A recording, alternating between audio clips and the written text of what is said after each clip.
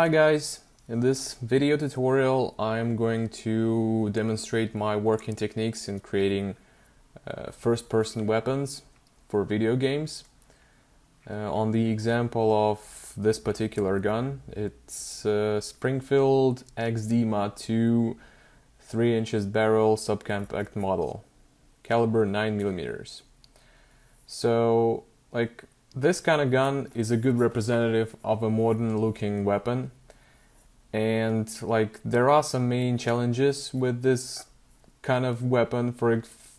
First of all, it is complex shapes, like this slide. It has a lot of cutouts and custom bevels and this serrations, so it's a good example of how you can model something a bit more complicated, as well as the frame of this pistol. So, and another main challenge for this kind of asset is materials, for video games, because most of the modern weapons, they use polymer and just black gunmetal, and sometimes it's really hard to give a story to this gun because it's actually pretty new gun, and most of modern weapons, they don't have that much of history. For example, if you do gun from World War II, it's been in battlefield a lot, and you can imagine how tiered and wary it can be. But as for modern guns, it's a bit more trickier. Of course, they can have the same level of wear and all that kind of stuff, but it's a bit harder to make material look good, because in real life, what's in real life is not going to look good in video game, like this brand new material. It looks good on photos, but you need to add some story, you need to add some variation and make this blank brand new polymer material look interesting. So that's kind of challenge for this type of weapons. So okay, so we're done with a bit of an intro. These are main programs that I'm going to use during this tutorial. For high poly, I'm going to use Maya 2018 and ZBrush 2019. You can use also 2018, but it's going to be a bit trickier with that one. These are two core programs for high poly and low poly for me. So I highly recommend you to follow me along with these programs. Okay, so for unwrapping, baking, and all kind of stuff, I'm using Maya and UV Layout. UV Layout is a must-have for those kind of UVing, and Resume UV, VS or RS, Resume UV basically. This is also a very handy program for that stuff. For texturing, I use Substance Painter. So, and I'll do presentation in Marmoset Toolbag 3. Okay, so these are main programs that I'm going to use. So whenever I start modeling any kind of gun, obviously it is very important to gather as much reference as possible. I use this program called PureRef. It's this one. It's free. It basically creates a big board where you can just drag and drop any picture, and it can be saved in a single file. So it's really handy, and it gives you opportunity not to store all the photos in folder and browse through them. You can have it on a single board. So, and you can pick any picture, scale it and rotate it, whatever. So it's really good like software for referencing. I highly recommend you to have this one. Okay, so when I start to model a gun, I gather as much references as possible. The sources can be different. That depends on a gun. For me, I have this like modern looking gun. It is still in production, and you can go just to their official website, like Springfield Armory, and get all the specs for the gun, like all the needed information, like photos, like view gallery, and you will have like all kind of like photos you need. That's really cool. But sometimes you can go with some really rare gun or like an old gun, and there are some really good sources for those kind of guns. It's obviously you can just Google them, but also you can find them at online auctions. It's an amazing source for references because they have really high res pictures, and what is even greater than that, and those guns are usually used, so there'll be some kind of story behind those pictures, and you will be able to use that as a reference for texturing. And so yeah, like online auctions is a good choice. Another thing is videos. Videos are really useful as well. There is this like YouTube channel called Forgotten Weapons, and it's an amazing like YouTube channel. This guy, he travels all over the world and reviews different kind of guns. He shows how they operate. He has some close-ups of any kind of gun. He has the close-ups of all the guns that he's doing basically, and it's extremely helpful. You can find like rare guns here, like sometimes you can find quite modern guns. So it's really good one, and in general this channel will help you to understand like the main operation of the guns, like how they work and how they perform. This is this was the next thing I was going to talk about. So like when you're doing gun, you need to know how it works. That will help you dramatically, because like you can actually say this statement in any kind of field. So in order to rebuild something or create something from scratch, you need to know how it works. And basically, like if you are trying to do a weapon, you should be into weapons, and that will help you like a lot. And that will help you to figure some stuff out, because not all the times you will have like 100% amount of all the references you need from any kind of angle and all that kind of stuff. There will be like moments when you will have to like come up with some like made up stuff because you just could not find reference, and like you can get that information of what to do based on your knowledge of weapons. So this is very helpful thing, and like knowing stuff about weapons and how they work and like different types of like cycling of guns and all that kind of stuff is really helpful. So like don't mind and do your research on weapons and how they work. Okay, so the next thing I'm going to talk about is like, let's get to modeling, right? And a lot of people, when they start to model a gun, they start to model like the frame, the slide, or if it's like a different kind of gun, like they just block out the main shapes and all kind of stuff. And that's kind of bad.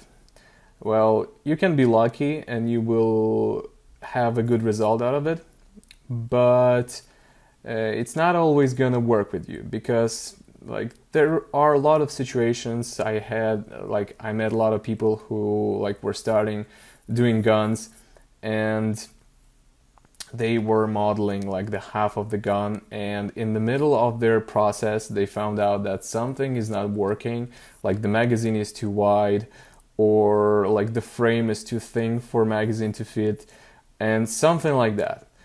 And even if you have those specs like here, like the width of the grip or the length of the gun, and you have those high-res pictures, you're still not going to be 100% accurate with this like gun, because there's basically no like perfect orthogonal side picture of a gun, because every camera has its own lens, and the lens distorts the like perspective of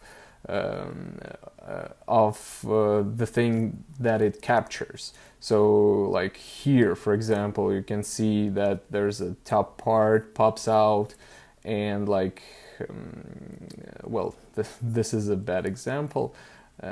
Like for example, okay, so I guess you get my point, that it is impossible to take a perfectly orthogonal picture that you will be able to use as your like solid 100% reference. And that's why I start modeling every gun with a cartridge. Like I Google, obviously I will have to know what kind of ammunition this gun uses.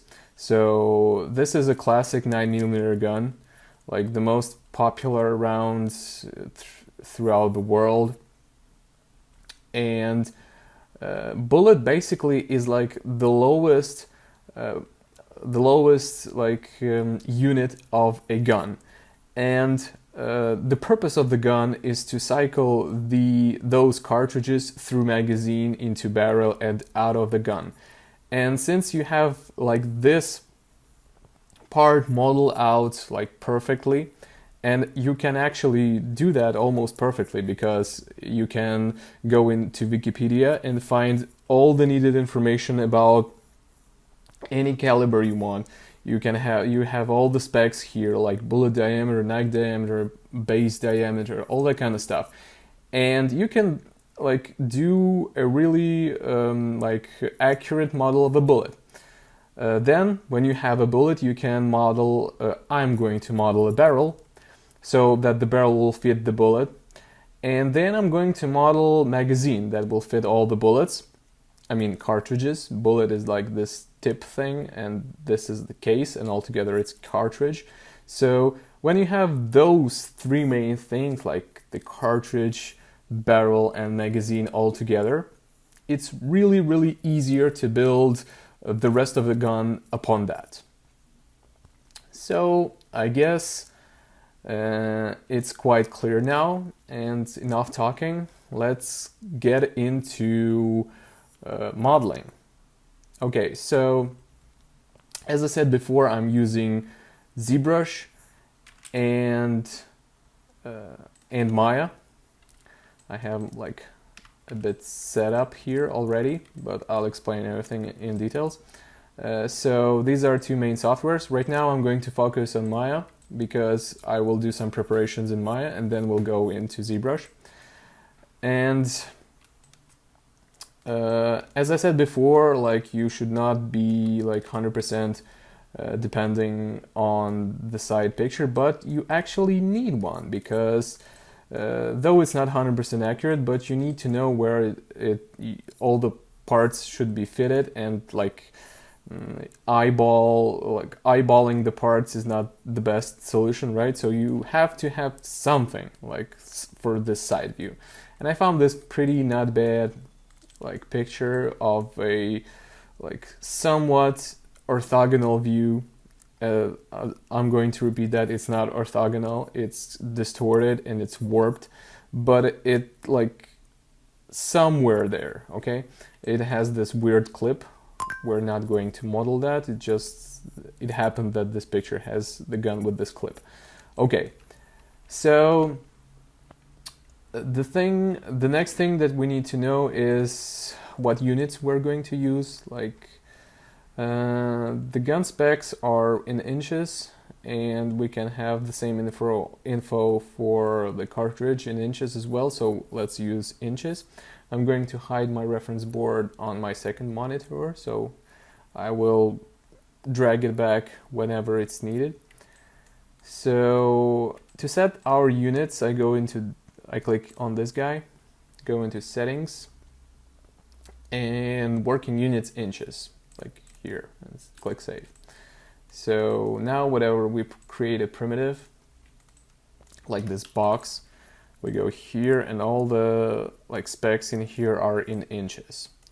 So, okay, another thing about software, I'm not going to explain the very fundamentals of this program. I will explain what I'm doing, and I guess for a real beginner, it is possible to catch up, but I'm not going to go deep with the program fundamentals. No kind of introduction or something like that. So though I will explain what I'm doing. So, and even if you're new, you will be able to follow. Also, I have this custom shelf with my shortcut keys and some scripts, and I will share them in project folder and will explain along the path what those things mean and what they do. So nothing too complicated here as well. Okay, so let's start modeling our cartridge. I'll delete this box and let's go with cylinder, obviously. And okay, so when modeling the high poly model, I tend to use primitives with exact edge count, particular in cylinders that I'm going to use on a low poly, so that I could use the same meshes from high poly on the low poly model, and there would be no need to remodel those primitives. That's something I always keep in mind. So for this, this cylinder represents the cartridge, and I would like to increase the amount of edges along it.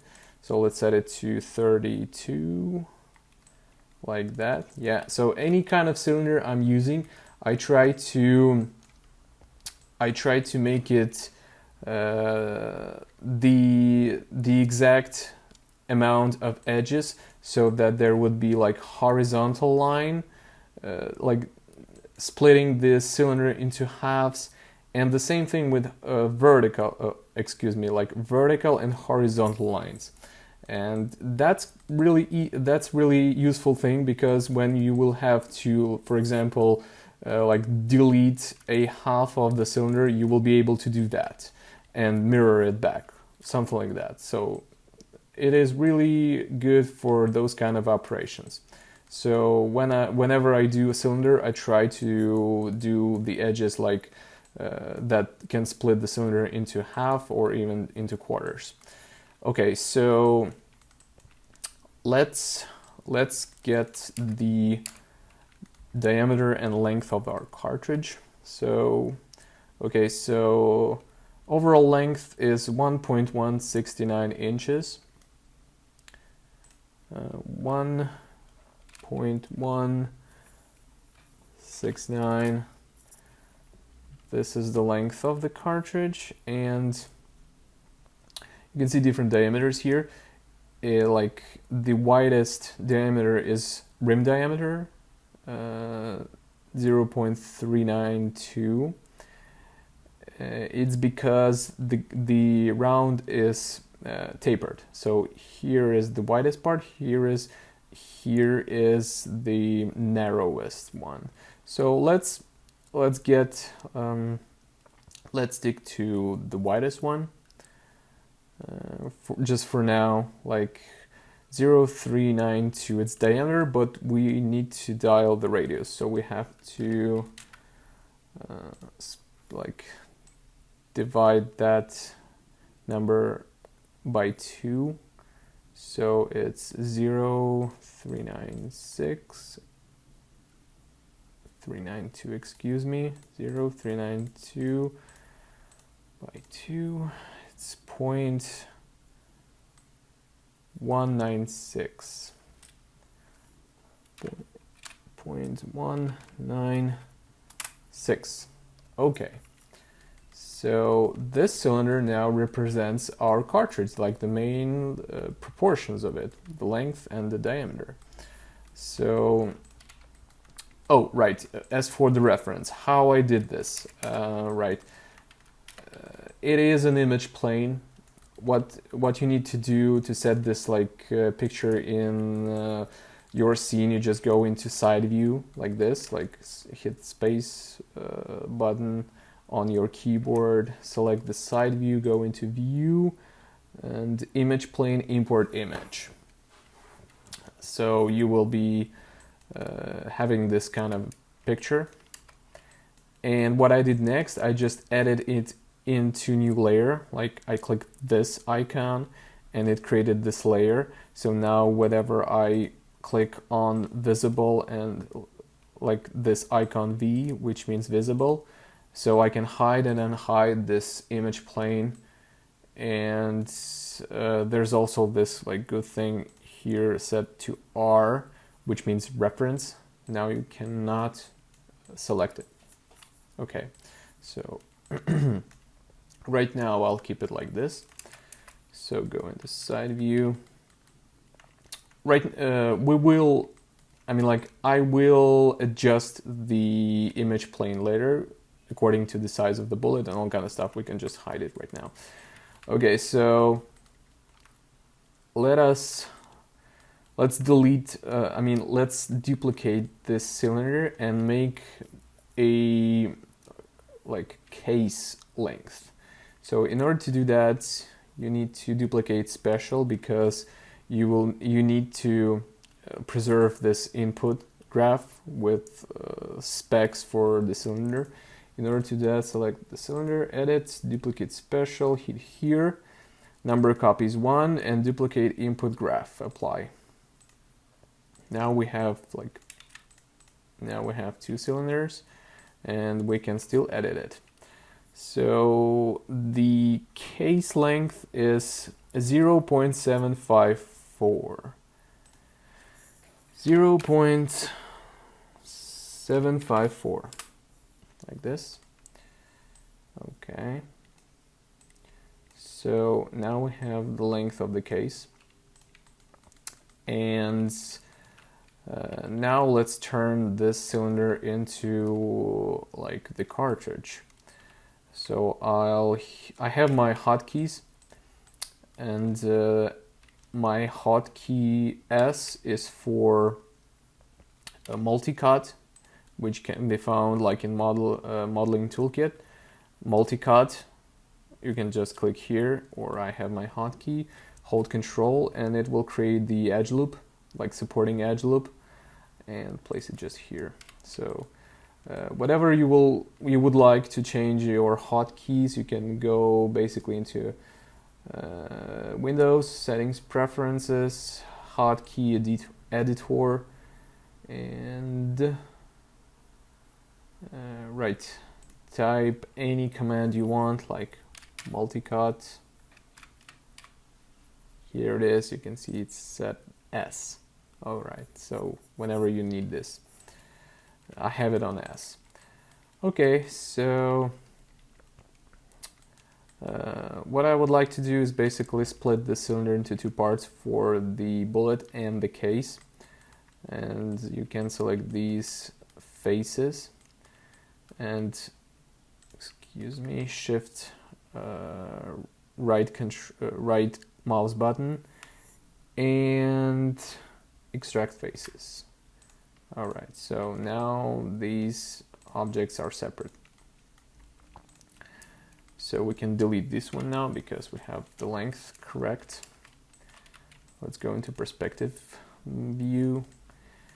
So at this point we don't need go any further into those exact parameters and specifications. Well, since this asset is for video games, there's no need for like that kind of accuracy. If you want, you can do that, no problem, but I'm okay with that. So I'll just eyeball all the rest stuff for the cartridge. The only thing I'll do is just taper a bit, like just slightly, because the cartridge is tapered. I'll go to custom and select and center pivot. Like this is a center pivot. You can find it in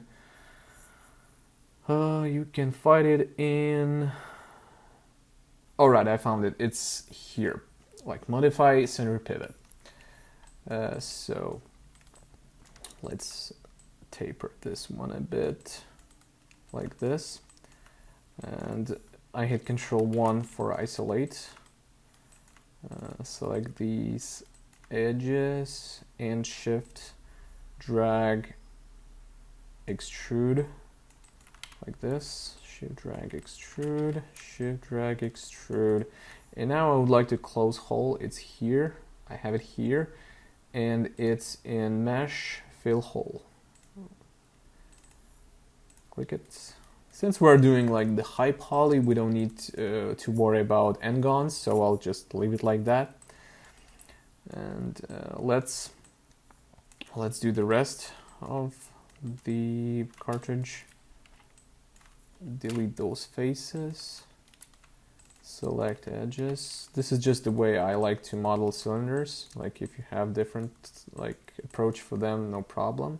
This is just basic like subdiv modeling.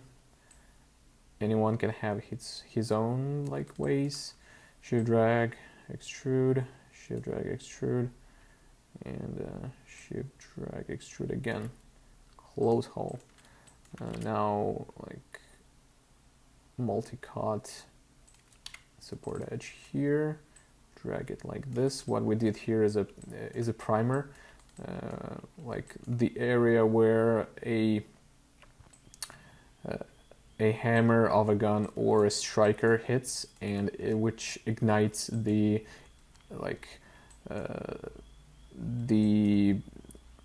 the gunpowder inside of the case. Right, forgot the word. So like this. Now let's create a rim. Again, I'm not like 100% following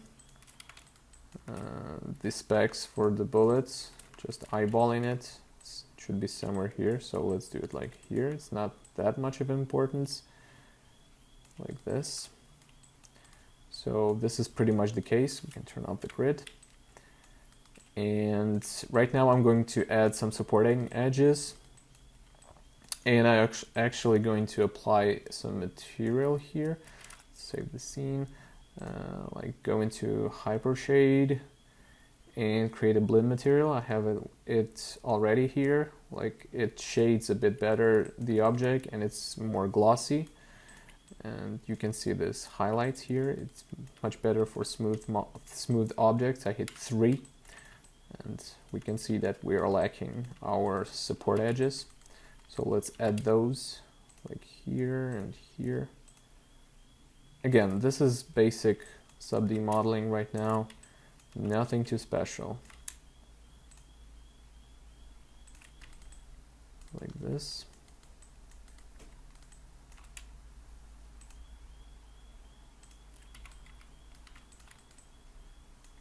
Okay, this looks better now. I'd like to add some more here and here. All right. We're liking one here. Oh, we actually have the bevel here. Go into modeling toolkit and bevel, like this. Go add some support edges here. Go into object mode, smooth it out, and looks good. Looks great. Control-1. Let's do the same with the case. So let's select these edges. bevel those like this. Let's go add some more segments like this. Go into side view, select these vertices. What I'm going to do here is that I need to scale those verts like the to the left, right? But if I just hit R and scale, the length of the bullet will be missed. So what I do here, just hold D and move the pivot manually to this point, and now we can scale it like this. All right. So here's my reference for the cartridge. Looks somewhat as we need it. Yep. Let's apply the material. Assign existing material boolean. Hit 3.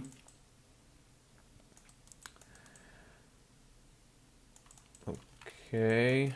We need to close this hole. Select edges. Shift, drag, extrude, and just close a hole at supporting edge here. Hit 3. We need to move it closer to this, like so. All right. So basically we're done. Those kind of artifacts are not acceptable if you are doing this like only in Maya. I will leave it like this just for now because I'm going to export this into ZBrush and Dynamesh it in the final, and I'll be able to smooth this area and it will look smooth. But if you're modeling only Maya, this would look bad and this should be fixed. There are different ways to fix that. You can basically do this shape out of like box, for example. Like here you can have your box and go into mesh, smooth, and add some, like for example, 2 subdivisions. And delete these faces, for example, and extrude this out, something like this. But keep in mind that it's not perfectly circled. You will have to go into polymodeling and this circlize. It's called.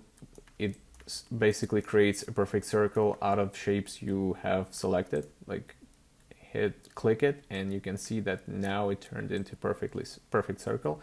Well, I'm not just doing it because it takes more time than just go into cylinder, and it's actually is not looking perfect when smoothed, for example.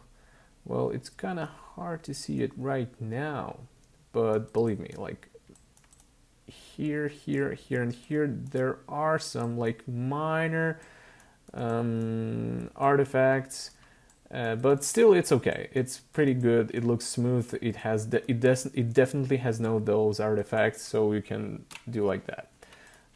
But for now, I'll leave it like this because I'll be going to ZBrush next. Okay, so we can actually scale this down just a bit to make this curb like pop out more. Okay, that looks better. Okay, so now we have our bullet. Let's combine those 2 meshes to make it more easier to manipulate. Like I have it in custom shelf. Combine selected polygons. It's in mesh combine, right? So select those 2. Combine, and whenever I do operations like combine, target weld, multi-cut, or whatever, basically any kind of operation, I tend to clear history after that because I don't know, I mean, like this is your history, I don't find this really useful in Maya, and uh, I don't like this feature, so I have this reflex of deleting history every time. For example, because you can have some issues with that. Because, for example, if you model this thing, whatever you modeled, you save your scene, you do not clear the history of this object, and you close Maya, you can open this Maya back again, open this project, and you will see that your mesh is messed up, and it's a mess, and you will have to redo this because it's going to look like shit. So whenever I model anything, I tend to clear history. It can be done like edit, delete by type, and history.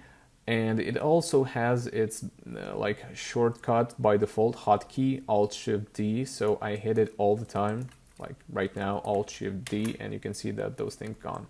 So, and it actually helps for Maya to work even faster when you clear history all the time. Okay, so we have a bullet. Let's do the barrel. Now let's turn on an image plane here. Let's call it reference. Save. All right. So that we could understand what it is. I don't need it for now, actually. Okay, so let's do the barrel. Barrel is going to be pretty much the same process. Go into cylinder.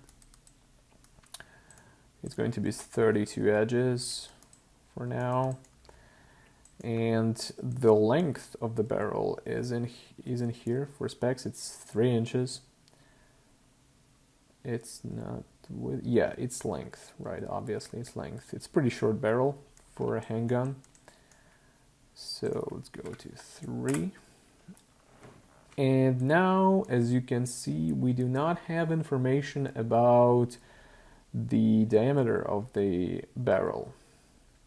And we will have to somehow figure it out by eye, like eyeball that. That's why I built bullet before that, so that I can reference the bullet before doing the barrel. Like you can see what I'm going with here. So like, let's turn on transparency mode. Also delete those faces. Hit delete. Turn on grid. Also, as you can see, I like to keep my cylinder shapes like in the center of coordinates. It's easier. For example, this barrel, I'll keep it like this so that the frame of the gun will be underneath the grid. Sometimes having like this main cylinder shape in the center of the coordinates is really handy and useful. So just my habit. Obviously, you will have to have your gun centered along like y-axis. And oh right, y-axis. I have my, in settings, I have my z-axis as up. It's just like another my habit, so if you don't have it like this, just turn it on. It would be easier for you to follow along. So basically, if you're doing like a gun, and some parts obviously can be mirrored, so make sure that your gun is centered, right? That's like that's a basic information right here, foundation. Okay, so let's do the barrel, the diameter of the barrel, somewhat like this. Again, this is not rocket science. We don't have to be like extremely precise. Like this is fine. It doesn't have to fit the case, but the bullet, and it will fit the bullet, right? So this is the length of the barrel. Let's give it a bit thickness. Select all faces, hit Control E, and now just drag along this axis, and let's figure out the thickness of the barrel. Here my references, it's quite thick, so let's do it somewhat like this. We can actually edit this at any point, but it's just easier to go like from interior parts to exterior parts, though you can edit those things, but like this makes the working process easier. So like this. Yeah, it's fine. It's fine for now. Okay, so this is the barrel. It actually beveled just a bit here and here. This one is round and this one is not. It's flat, so let's bevel this one. Add a bit of segment, add additional segments. Let's keep it like this and bevel over here like this. Yep, okay. Keep it like this, add material. All right, save your scene. I tend to do that all the time. It's really useful. Okay, so now we can actually unhide our reference, and now we can adjust this picture to fit our objects. For example, our barrel. This is the beginning of the barrel right there, and there's a tip of it. Yeah, I can hide the cartridge for now, or just move it.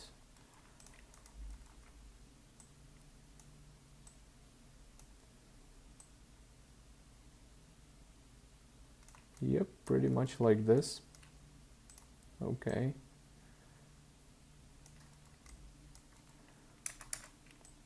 Okay, so now the reference image closely represents the proportions of the gun, and we can set it to reference, so it's not, it won't be, you won't be able to edit it when you're like selecting stuff.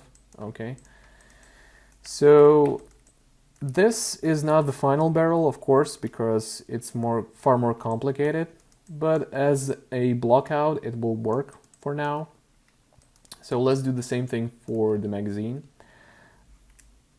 And I'm going to model the gun with extended magazine. Here it is, and it holds 16 rounds. Yep, here it is, 16 rounds, extended mag.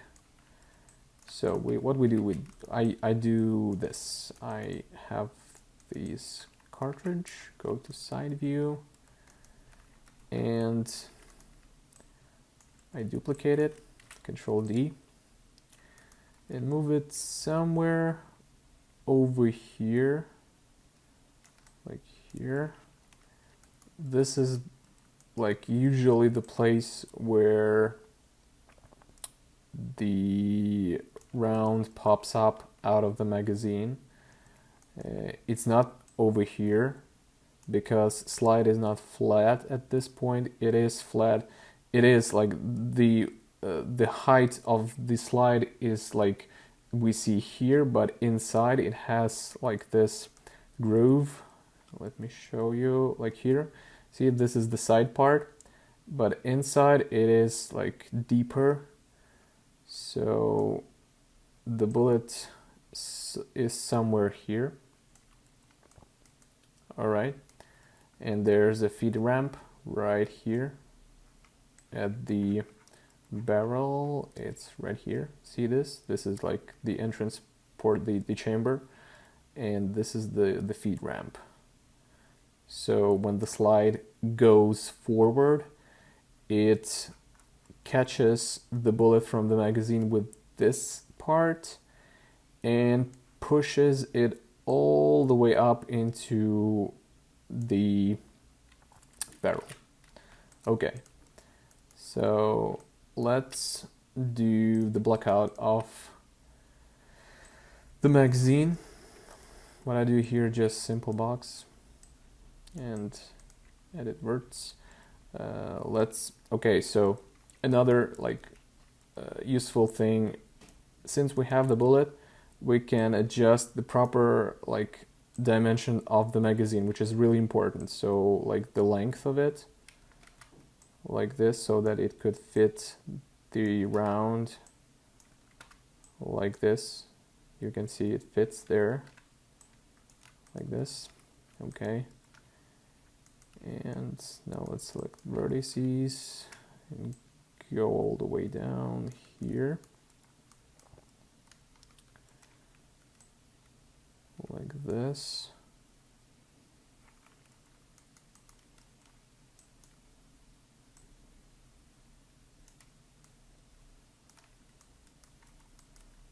Let's get it even higher a bit, like this, and the bullet as well, like this. All right. Yep, somewhat like this, but we need to extend it a bit so that it could be so that it was longer. All right. Now,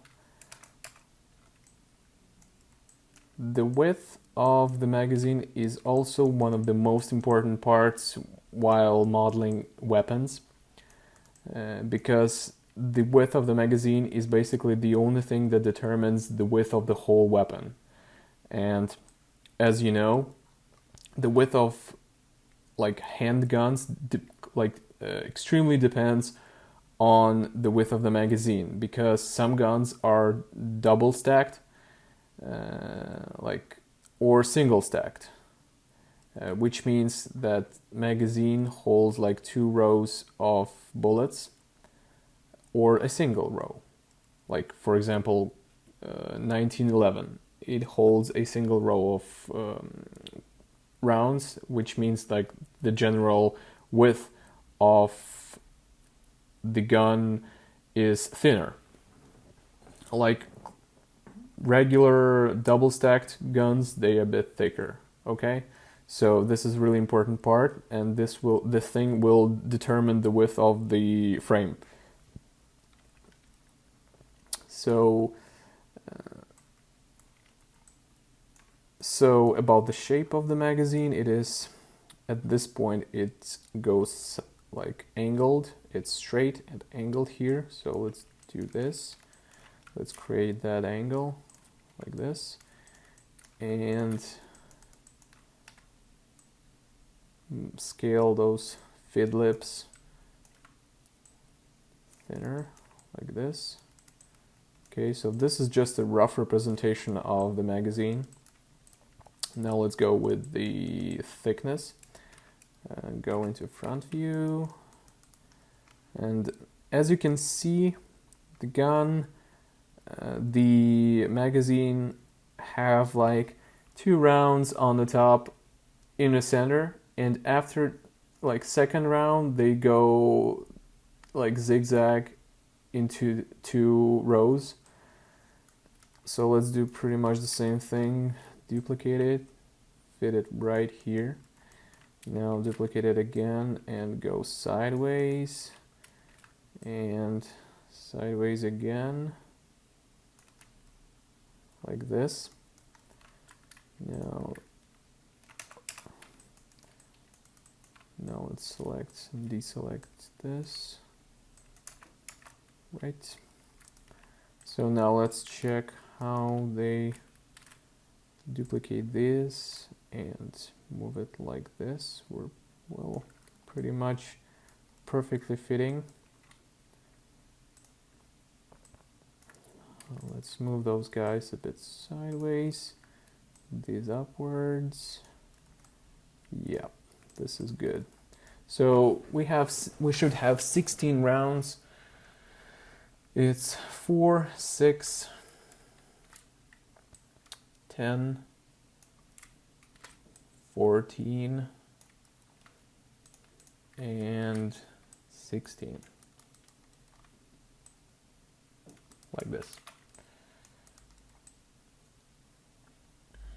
So I'm actually not going to move all those rounds into the magazine. I just need this thing to figure out the width of the mag, and I'm going to use only like this 2 top rounds because the rest won't be seen inside of the magazine. I don't need those.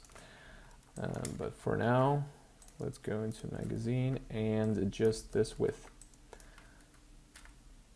Like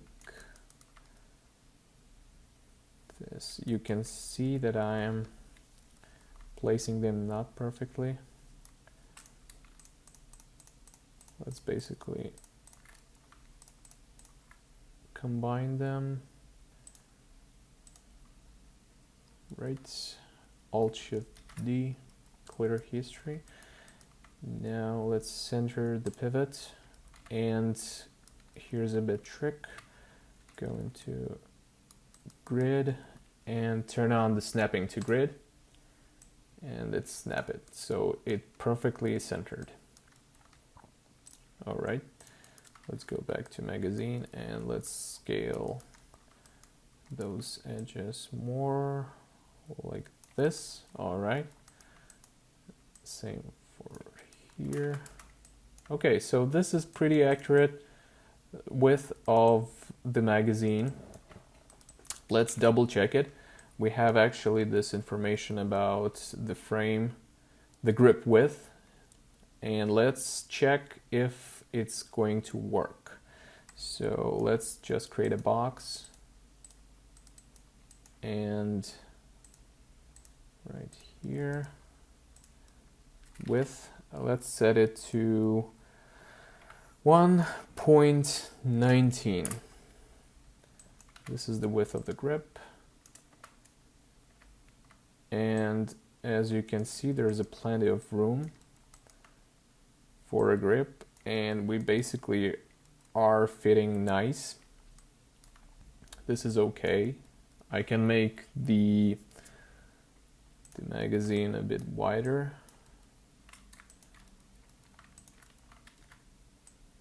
Like this. Still be okay. So, all right, the magazine looks good. Let's delete this box for now. Let's move those guys into place where they should be. Right here. I'm not going to model the magazine right now. This thing is just like a placeholder and the representative of the like main proportions of the gun. So I'll just leave it like this for now. And now all main like parts are modeled, like the bullet, the barrel, the magazine. And now if I try to build up upon those, like the slide, the frame, this would be much easier because I have like this foundation on which I can rely in terms of proportions, like the width, the height, and all that kind of stuff. And it'll be much easier to model, okay? So let's go with modeling our frame. All right, so let's call this rounds. Just hide this right now. Click H on my keyboard and that it hides. Also, I would like to make this thing a bit longer, like this. This round goes in like this to the maximum, because actually rounds in magazine, they don't like go like straight like this. They actually angled like this. But I'm not going to bother about that right now. It's not that important. It is fine like this for now. Control S to save the scene. Okay, so let's go on into the frame. And then finally I will show you why I'm going to use ZBrush at last, and why it's good and why it's cool compared to like regular Maya tools. Okay, so let's go on. So before we go into modeling this frame, I would like to show you a small example of how the whole workflow is going to be, because since I'm going to model this frame, it will be like used in ZBrush and Maya. And before I do that, I would like to show this small example so that the modeling of the gun will be more clear. So how does the classic subdivision modeling works? I think pretty much all the people know that if you're into modeling. So you have your shape like this, for example. Ignore the cylinder for now, let's hide it. You add supporting edges like this and just smooth it out, and now you have your high poly model with nice bevels, rounded bevels. And here you go. When you need to have a bit more complex shape, for example, when you need to cut out this cylinder, out of this shape, and you can select this mesh, select this cylinder, go into mesh booleans and difference, and now you have this like mesh. You just add supporting edges right here like this, and you will have the same result. But it's quite time consuming and it's not that flexible, because for example, if you like in the middle of modeling you did this thing and you need to move the cylinder, for example, over here, like not in the center of this shape but like the half of this shape, and it turns out that you have to redo all this thing from scratch. And that's where Boolean operations and such software like Fusion 360 or CAD programs, they start to pop off, because in those programs these shapes can be editable. Like you can move the cylinder to side and like the cutout will move. So same thing in ZBrush, and I will show you how it works right now. Let's Control Z this thing. For example, so we have this shape smoothed, this mesh, and let's add some supporting edges to this cylinder like this, and I will not do on the cap here, it's not necessary for now. So let's export this into ZBrush.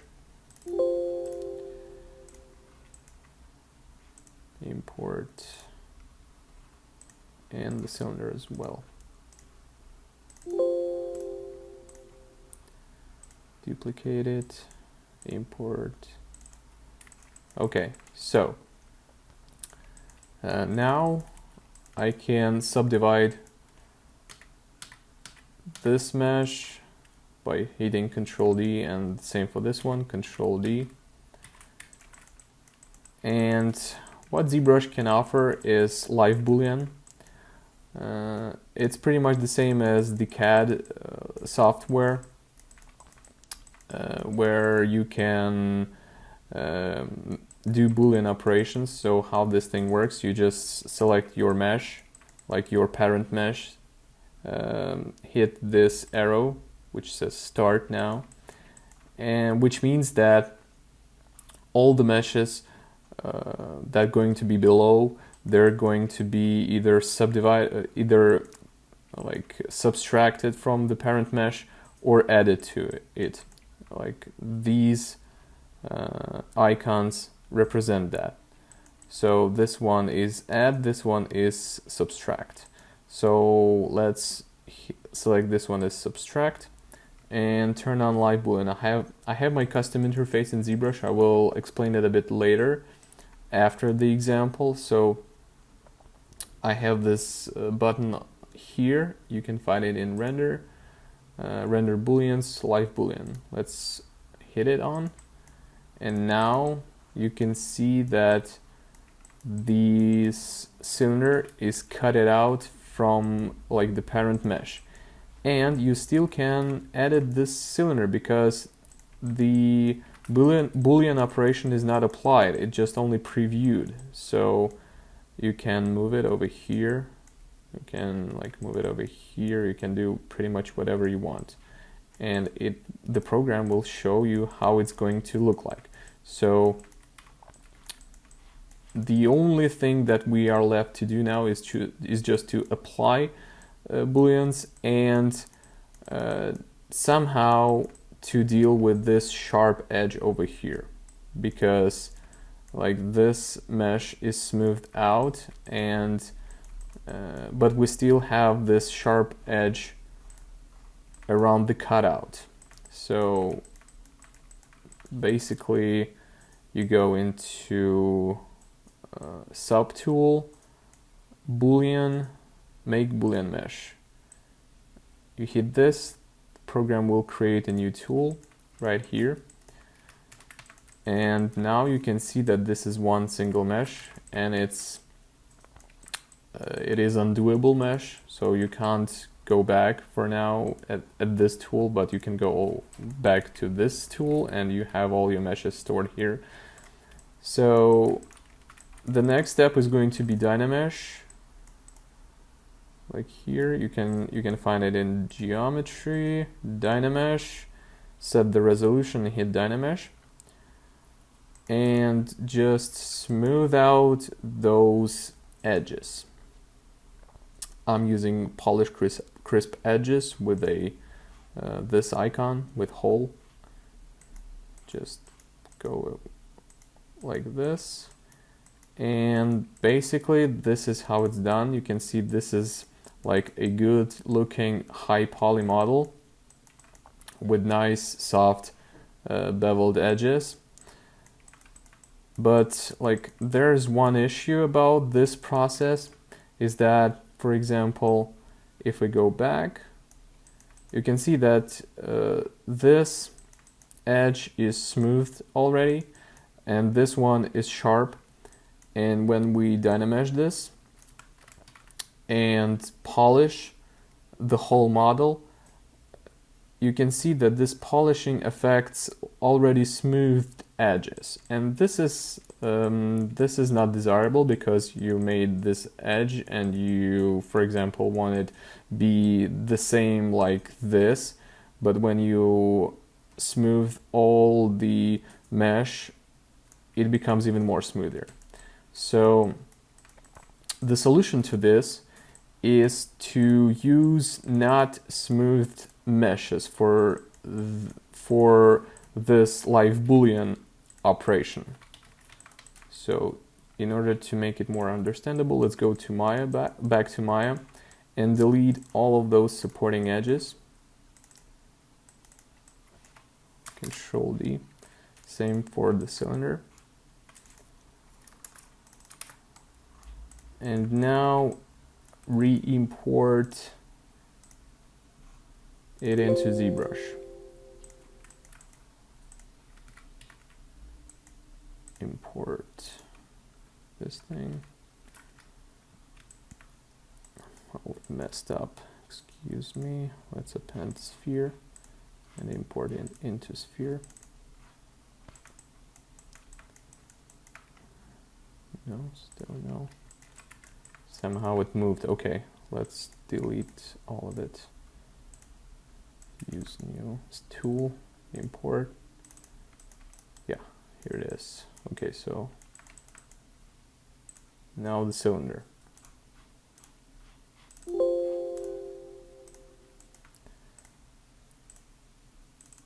Okay. So in order to make all the edges smooth evenly, to evenly smooth all of those, what I use creases. So what is crease? Crease is a function that helps you to define where the edge is sharp and where the edge is not sharp. For example, let's use this one. If I select this face by holding Control Shift and hit crease. You can find this in geometry, crease and crease. Crease, you can see when you're when you can see the edges on your mesh by hitting Shift F, your wireframe. You can see that it looks a bit different, and what it basically does, it tells the program that the face along these edges should be sharp. So now we just Control D a couple times, and you can see that this face is sharp along all of its edges. So let's go back, Control Z, and crease all the surfaces that we need, like this, and this one. What I'm doing here is this, crease. Now I hit Control D a couple times, and you can see that the model is subdivided, though the edges are sharp. This is quite useful because after we do the Boolean operations, we will have all the sharp edges still sharp, and the whole model will be smoothed evenly. So I'm going to show this. Let's do the same thing for cylinder. Crease, crease, Control D a couple times, and let's set it to subtract, like this. So we go back to Boolean, make Boolean mesh. Here we got it. Now Dynamesh it.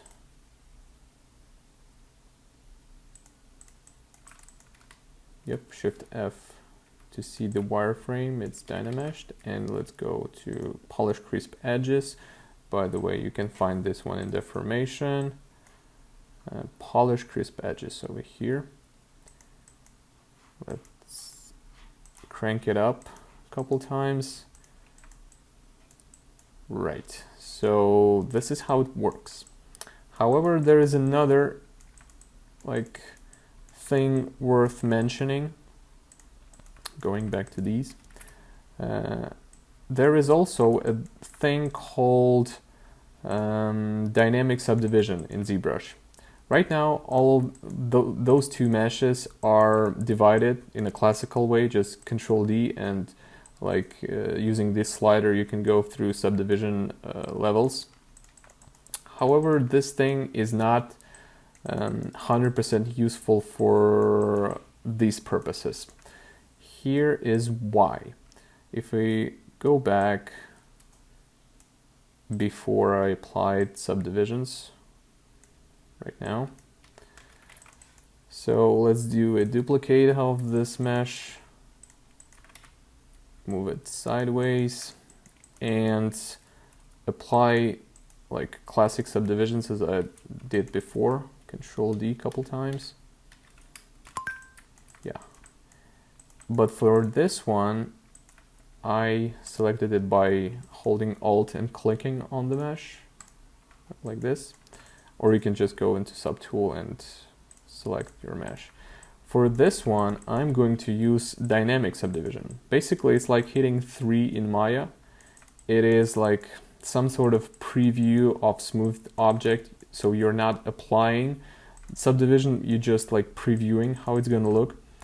And there is a difference between those two. I will show the difference right now. Subdivisions, dynamic subdivision, dynamic, click, and here is the level of subdivisions. For example, this one has 5 levels, right? Let's do the same thing for this one, 5 levels. So now they look pretty much the same. However, there is a difference. When we go back to very first subdivision level for this one, let's go to level 1, And for this one, we just turn off the dynamic subdivision. And now there is a difference.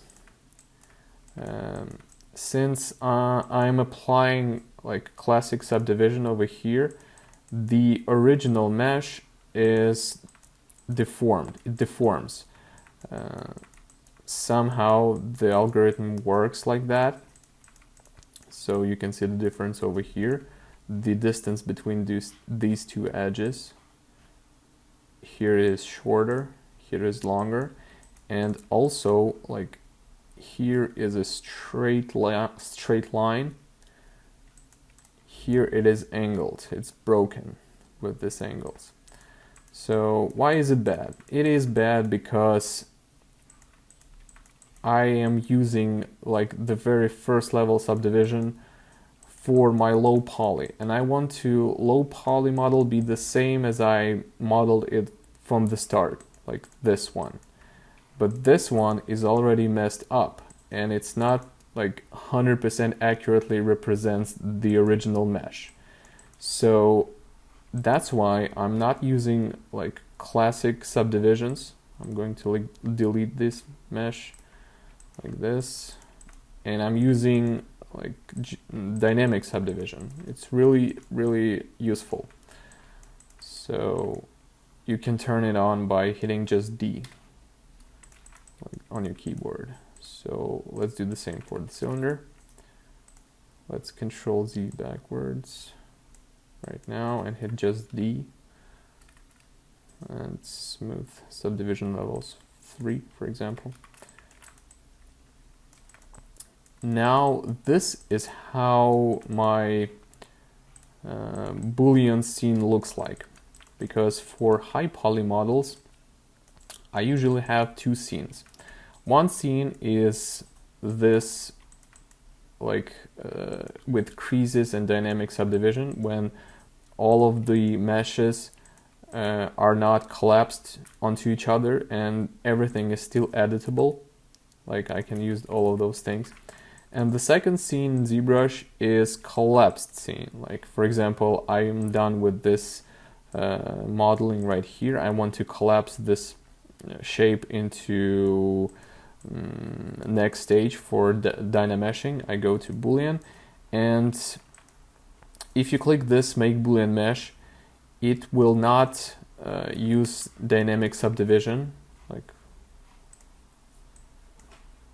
you can see here, it collapsed it on the very first subdivision level. But there is a button over here, dsubdiv, which says basically that apply Boolean operation considering the dynamic subdivision. Like hit it on and make Boolean mesh. Now, as you can see, it looks the same as the Boolean scene. Like now we can use this mesh to dynamesh, for example here, and apply polish crisp edges like this. Now we have like perfect even beveling on every edge, and this high poly model is like looking perfect. You can smooth it even more. Now to make it not that dense, right now it's almost million points, I'm going to decimate this. So you can go in Z plugin, decimation master, preprocess current. It will take some time for the program to compute this mesh.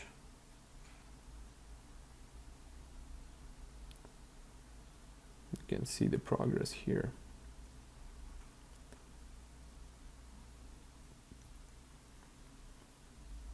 Okay, once it's done, you go back into Z plugin, and here instead the percent of decimation, for example, let's say 5 with something, and decimate current. You can see it's like it is now 53,000 active points. You can shift F for wireframe and see how different it looks like. Like it's dynameshed and decimated. However, this decimated model still going to work perfectly for high poly. Now let's export this back into Maya. Let's delete these guys. Import. Here it is. I usually apply material, reflective material, and as you can see, all the edges on this mesh are hard edged. You should also apply the soften edge. Now it's perfect. Now it's looking great. So this is the high poly model. And what's cool about ZBrush, unlike other CAD programs like Fusion 360, that is also like oftenly used for guns, that you can use your initial shapes to make a low poly. Like I go back into my Boolean operations scene with all of my meshes here still there, export it, import it here. Here I have it. Do the same for the cylinder, export it.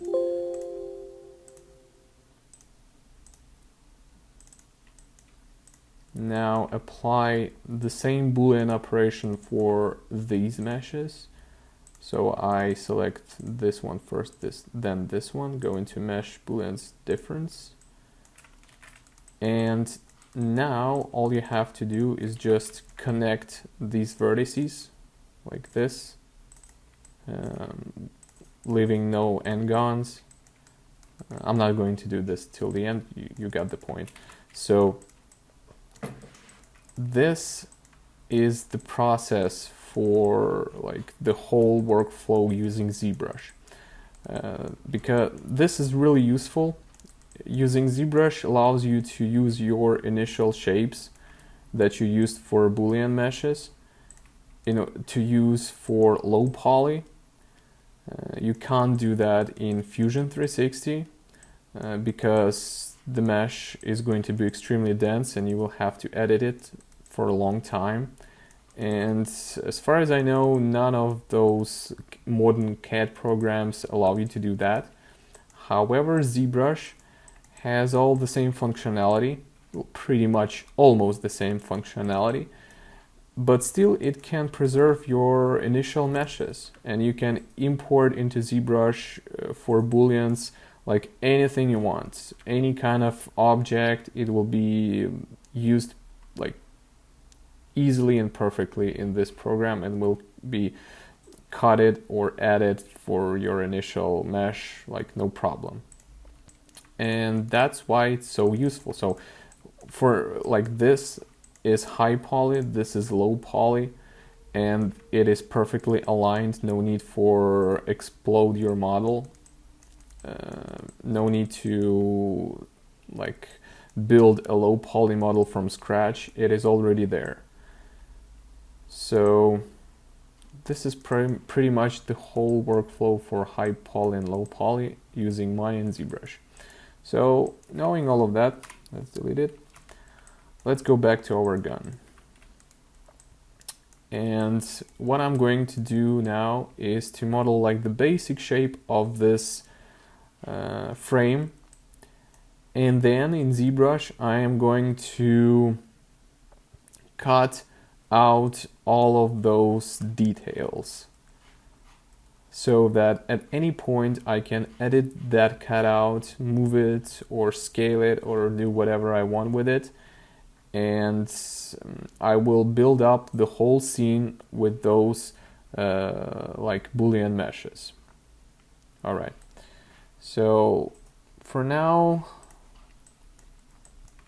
let's actually export these meshes that I already have into ZBrush.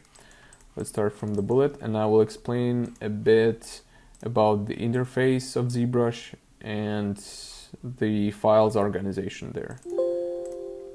So export it into ZBrush.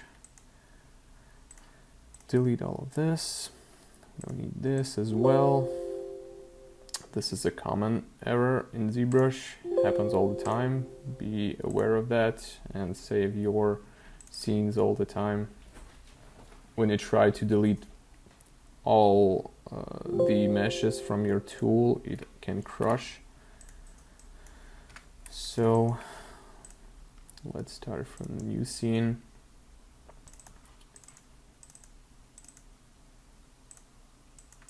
Here we go. Here's the bullets. And by the way, when you import something and it has n-gons, like this, you will have this message, which actually just asks you how to connect those vertices. Use symmetrical triangles only. This will create triangled faces on the places where n-gons were. Like here we have a big n-gon, and ZBrush will collapse those things into triangles. This is like okay. Do this. So for this bullet, for this cartridge, let's hit D, and the program will ask you if you want to auto-activate dynamic subdivision. Always yes. And as I mentioned before, this is not like classical subdivision, it's just preview. And now about file organization. In ZBrush 2019, there's a great new feature called folders. You have this cartridge, select it, click new folder, and name it, for example, cartridge. And now it is in folder, and you can like hide and unhide all the meshes inside of it. Really useful. Let's do the same with the barrel. The barrel is not completed yet, but it is still usable mesh.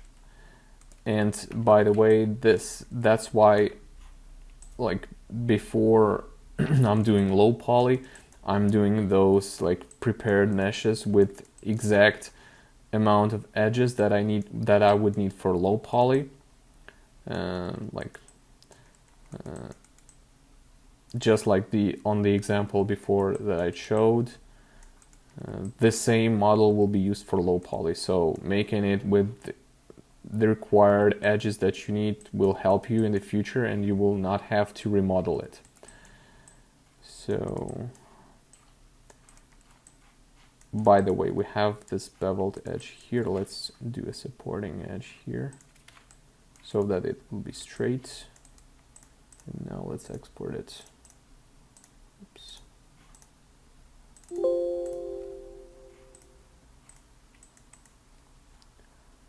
So insert any kind of primitive in here, and like ZBrush have this weird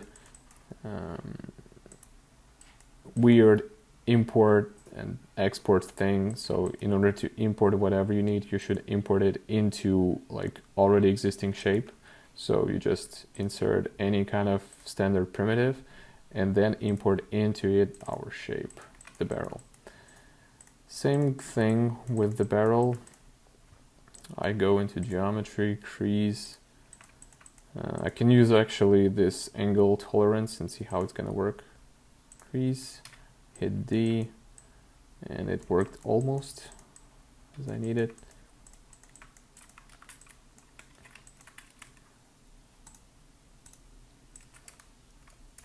I'm going to select these faces and deselect those and crease again. hit D. Yeah, now it looks exactly how I need it. Same thing here. Let's create a new folder, call it barrel.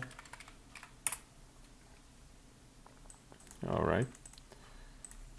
Let's go back to this. Let's export this magazine. I will replace it with the proper mesh for mag, but just a bit later. I'm not even going to smooth it for now. New folder, mag. All right. So let's save our scene. So let's call it handgun boolean. All right.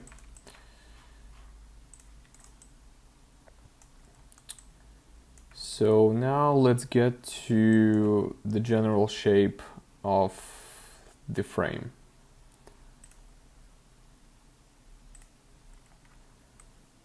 Let's go back to specs for the gun, and we have the grip width. Let's use this information. Polymodeling box, and it's going to be 1.19 inches. So this box is going to represent the width of the gun. We'll just keep it right there. Let's go to the side view, and let's go with the main shape. So how I usually do this, I start with the box and delete all the faces except the one that is facing us.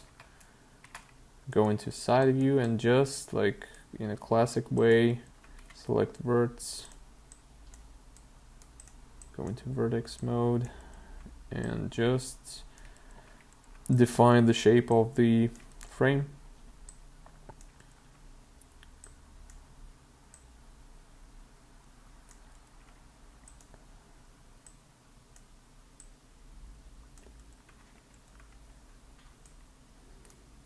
Select edge, shift, drag, which will do the extrusion. And as you can see, I'm avoiding these parts because those parts are going to be cutted out with Boolean operations. What I'm doing here is just rough representation of the general shape. And right here and right now I'm thinking over what is going to be modeled and what is going to be cutted out. So keep in mind that thing. Extrude this. Extrude it over here. Edge. Like this. Turn off the grid.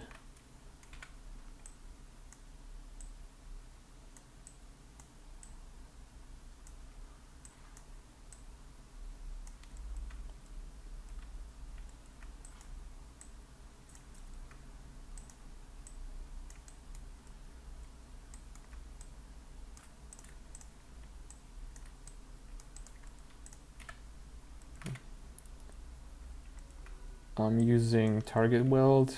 It is on my hotkey for X. You can find it over here. Target weld, select vert, or then hit target weld and click hold on it and move to another vertex that you want to weld it to and release, and this is how it works.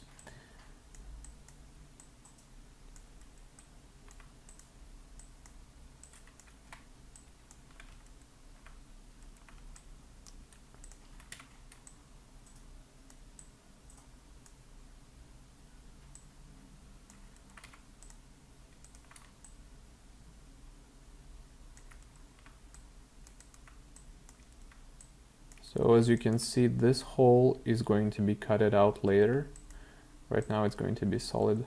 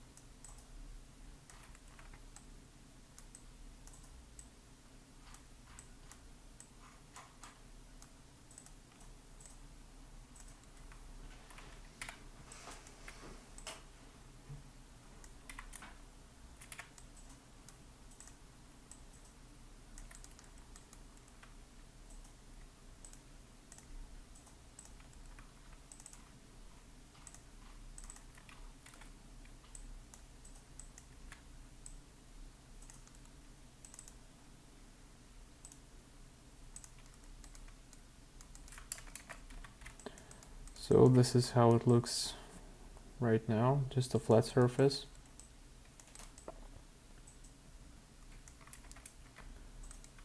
Let's turn on the transparency.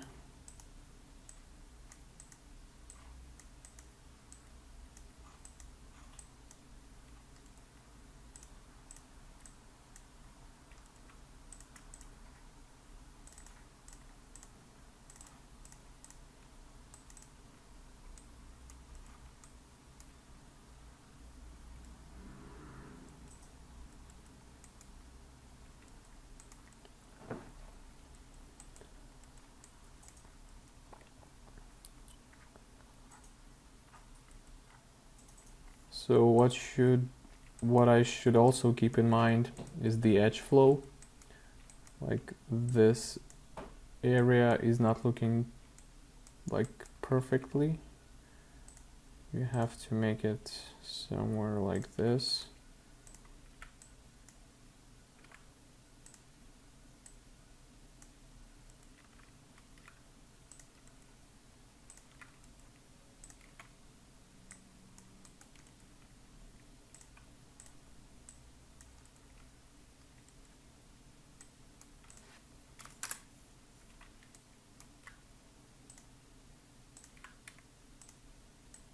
Yeah, like this, so that you have like four-sided faces flowing along this edge.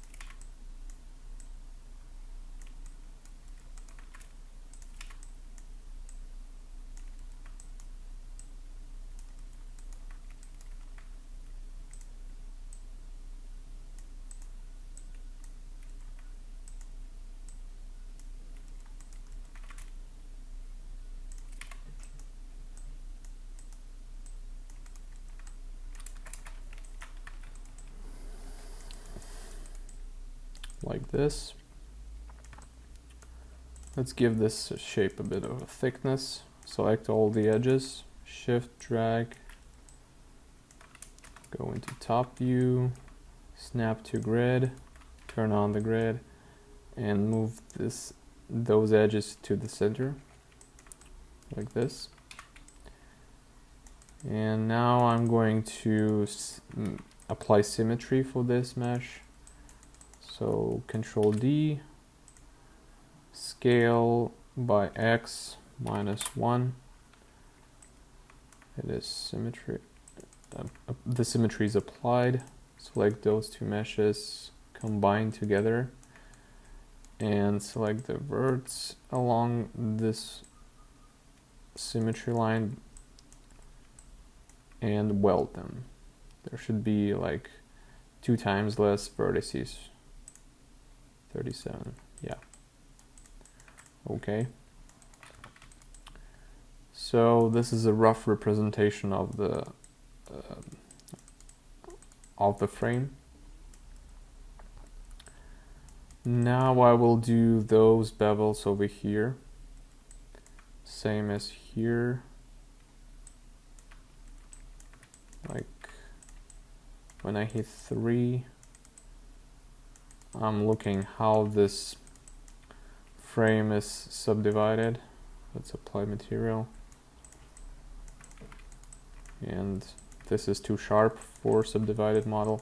And basically for those kind of big objects, I'm trying to make this basic starting shape as close to original as possible, because again I'm going to use the same thing for low poly, and if I do this really accurate according to the original object, I will not have to edit it too much while the low poly stage. So obviously this is not acceptable. This is a sharp edge over here. I need to make those bevels.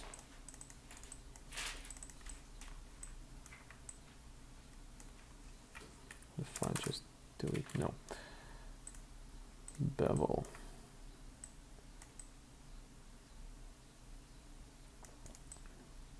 Yep, something like this. Go into vertex mode.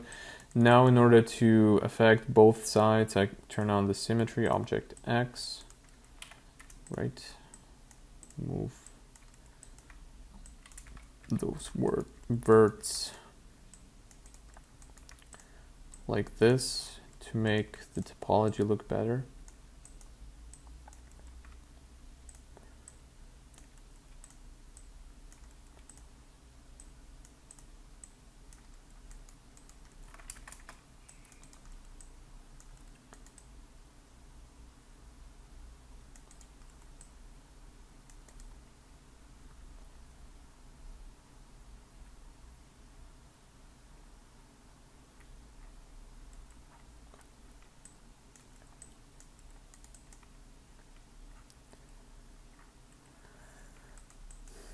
This frame is quite complex object, and you will have to keep in mind all of the different aspects of it.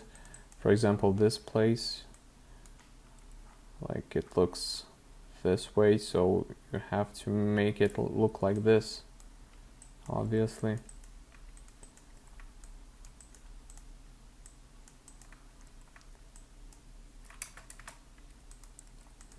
Let's go into side view. Move those verts like this.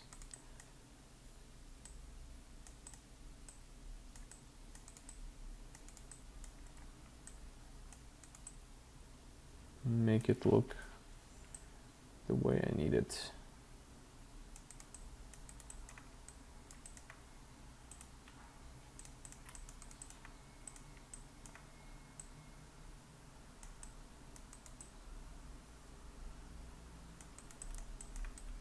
Yep. So right now I'm basically blocking out the main shapes, and it will be possible to edit those later. As you can see, I'm like hitting 3 to look how this thing looks when it's subdivided.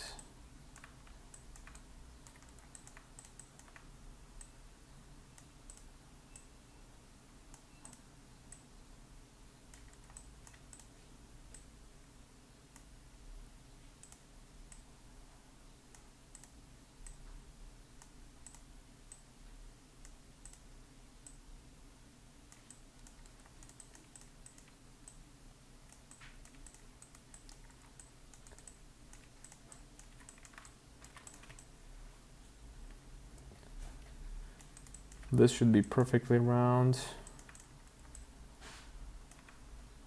as you can see over here. Whoops.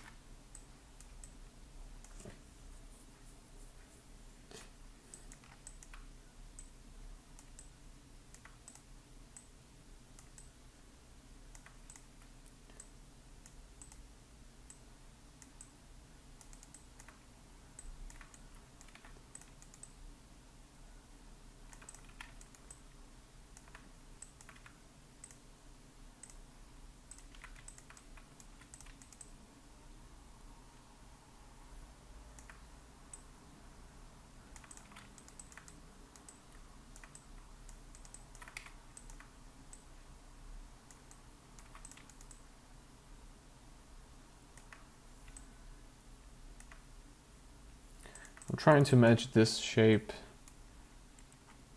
at this image. And as you can see, I'm using like classic tools for subdivision modeling for now. Nothing too complicated and special, just trying to get the form right.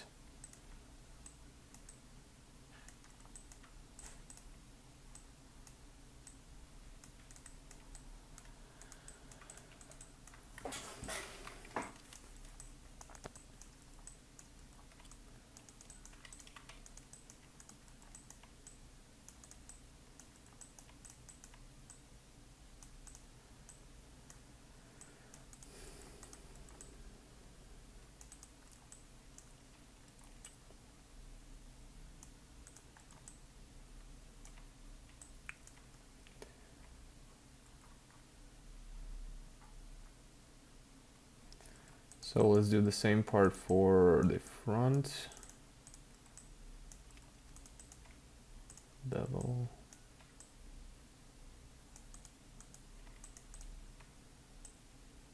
Let's keep it like this, but we will increase the bevel like on the grip.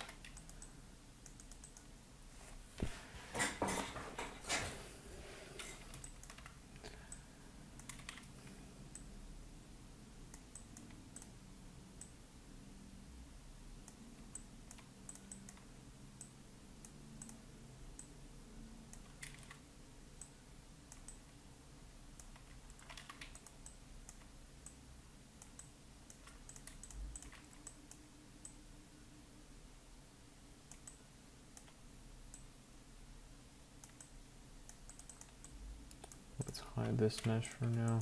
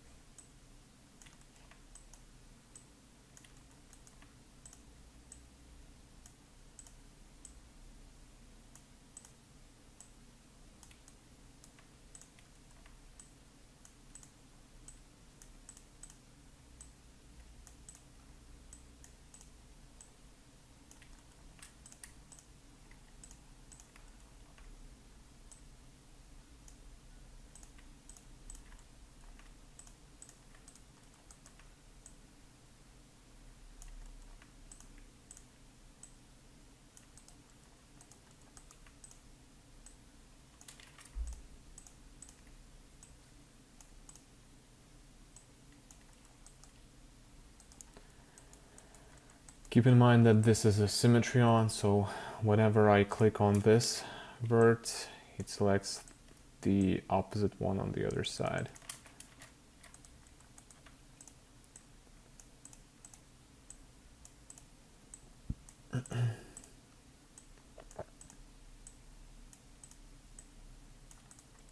This is quite long process, but it has to be done properly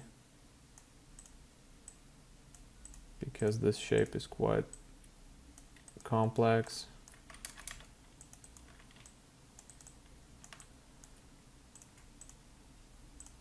Let's align those like this.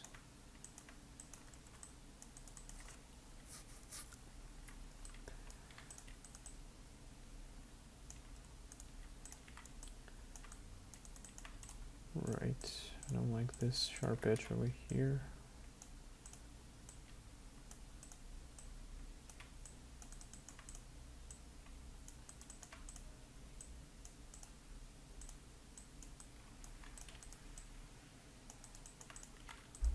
Same one as it here. What you need to do is to distribute all of those vertices like on the same distance from each other, so that there were no sharp edges.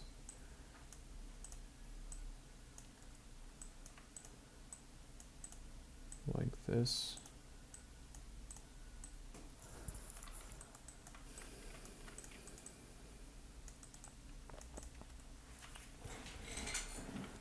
For now, for better understanding, I can create this supporting edge so that the bottom line would look sharper, like this. I will like delete it later when exporting into ZBrush, but for now I can keep it so that it would more accurately represent the mesh.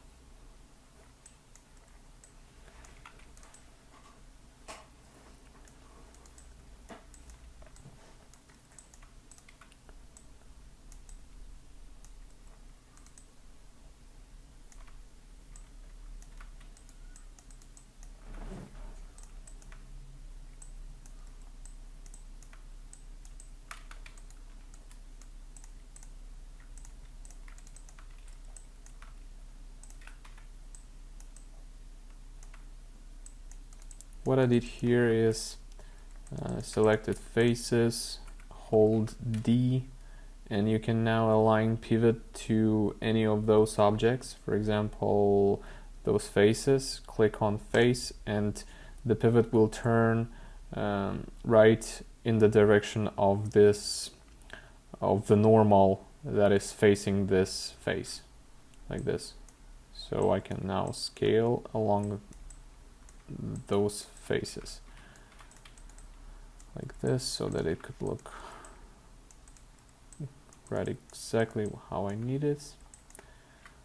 Let's add this edge line here.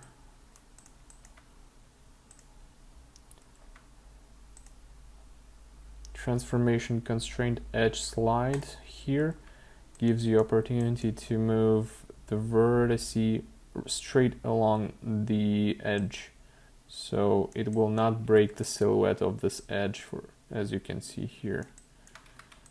It's really useful feature if you don't want to mess the silhouette, like this.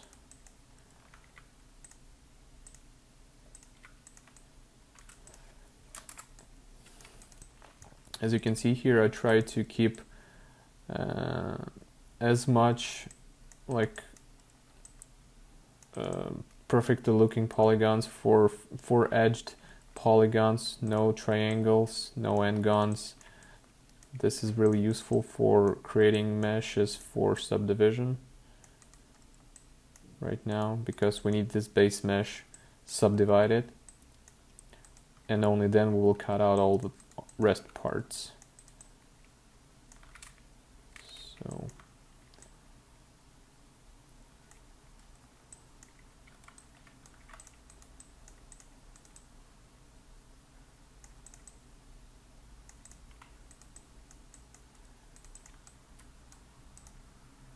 this n-gon right here creates not the best looking artifact, or shading, connect.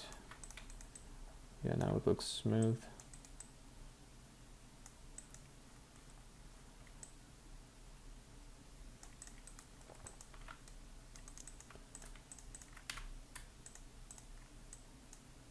Turn off the edge slide.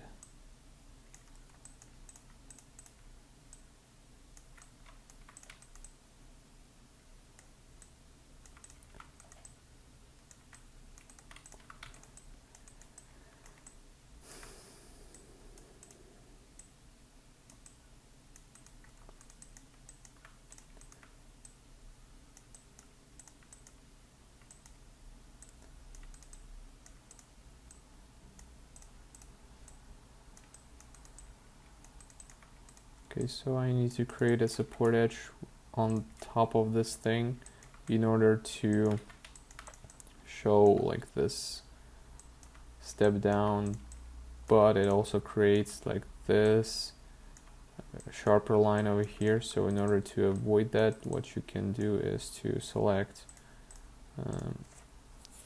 these faces, these vertices, and move it move them away from like others, make the equal distance between these two, and the sharp line will disappear.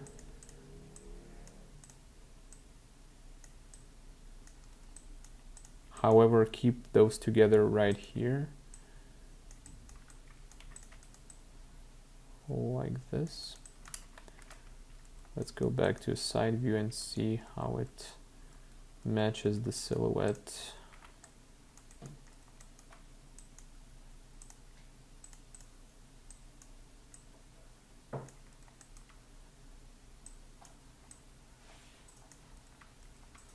And on the side view, you just see better the edge flow and make those like lines look better.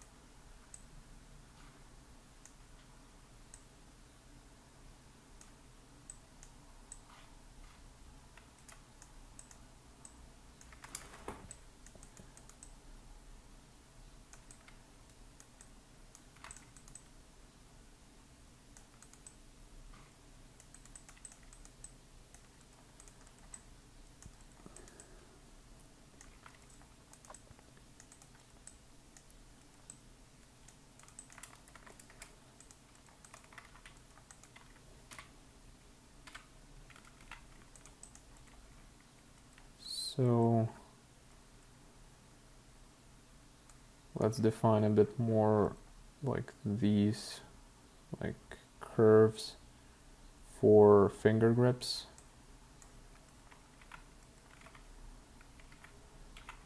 In order to do that, I'll just move those verts closer to these and make them stand out a bit.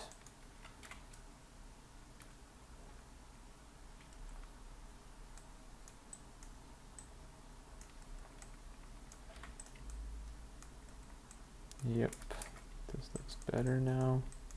I don't like this line over here. The verts are too close to each other.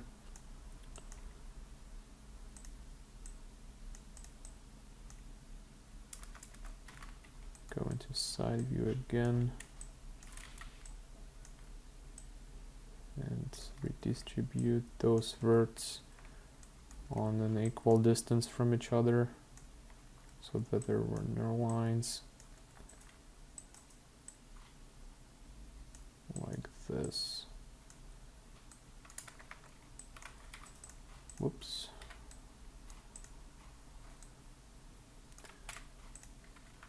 Three.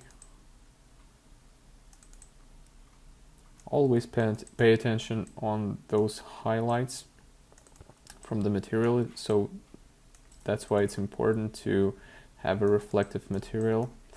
You can also edit this in here in hypershade. Select your blend material and play with those sliders. For specular color, you can see how it makes difference in terms of this like highlight over here.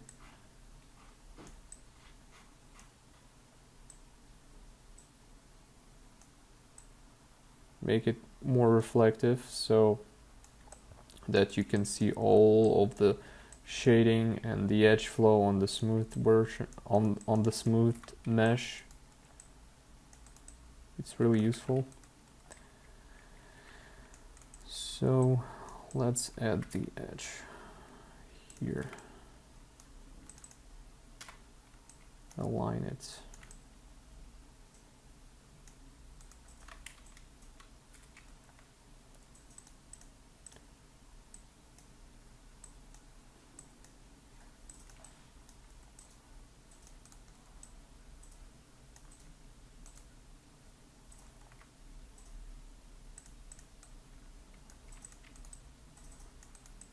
so that this line looks a bit sharper. It was too smooth.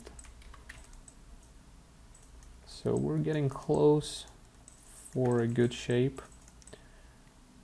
for now.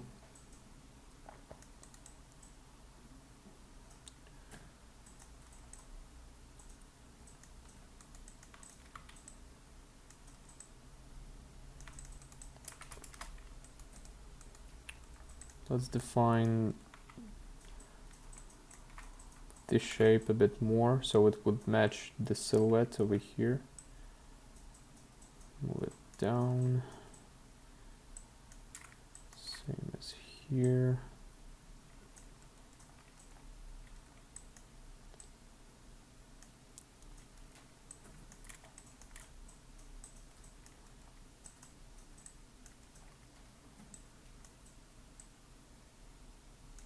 Like this. Let's make these things match.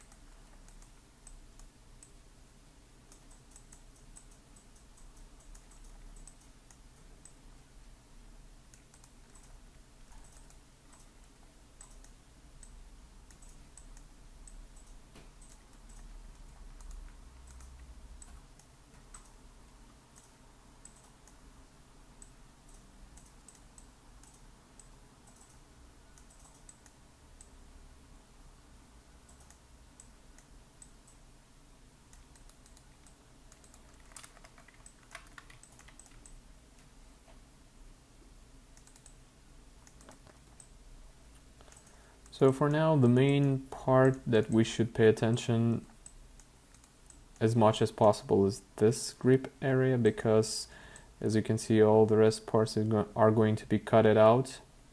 So no need to worry too much about like this place, because it's not going to look like this, but this part is still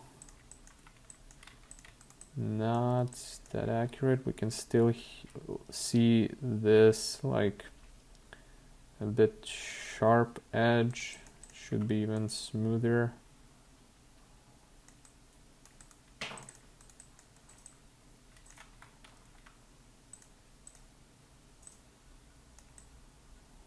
This.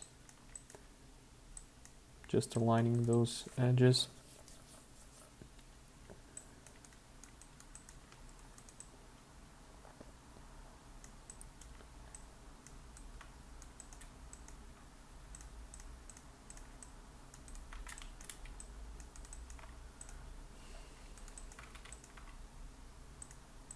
Let's move those in just a bit.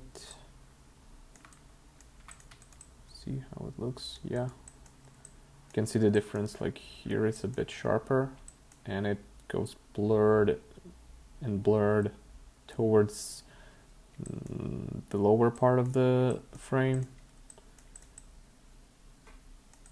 and it's kind of around here. Let's do the same here. By moving those verts further, I make this line a bit more blurred. Okay. So I guess it's pretty much it for the base like shape of the frame. So let's move on to exporting this into ZBrush and starting cutting out all of the unwanted parts. Okay,